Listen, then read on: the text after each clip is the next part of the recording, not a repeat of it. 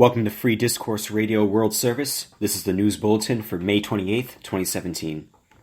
U.S. President Donald Trump is returning from his trip to Europe after meeting with G7 leaders. An anonymous source has told the Wall Street Journal and Reuters that Trump is preparing a war room to supposedly combat negative reports and mounting questions about communications between Russia.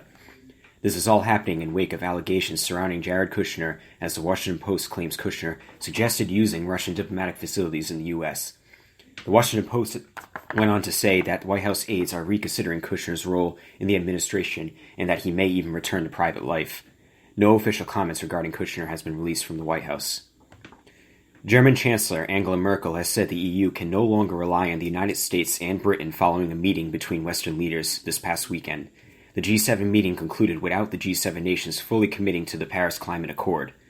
Merkel mentioned that the talks were very difficult and that Germany cannot fully depend on others anymore. President Trump has said that his decision on whether or not the United States will remain in the Paris Accord will come next week. Mr. Trump has expressed his concerns and doubts about such a deal being necessary, and he has said that he is open to abandoning the deal. There are growing concerns among local leaders in East Kenya about al-Shabaab insurgents invading towns over the border from Somalia.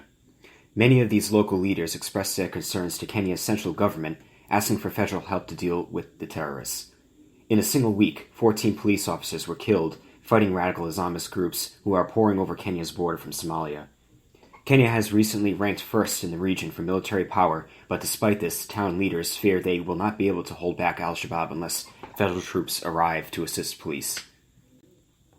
In the Philippines, reports are coming out revealing that a group of heavily armed militants have pledged allegiance to the Islamic State and are engaging in combat with the National Army. The group recently stormed a city and beheaded a police chief. Manila has responded by mobilizing special forces and sending attack helicopters to the area of Marawi City. Philippines President Francisco Duterte has declared martial law on the island of Mindanao, where he said local Islamists are disguising themselves as missionaries and radicalizing locals. So far, the violence has killed 19 civilians. On Friday, there was another attack carried out by the Islamic State group in Egypt. The attack was carried out on a bus carrying Coptic Christian passengers, where several gunmen boarded the bus and opened fire, killing 29 people and wounding 25 others. In response, Egyptian military struck terrorist training camps in Libya by aircraft. That was a Free Discourse Radio World News.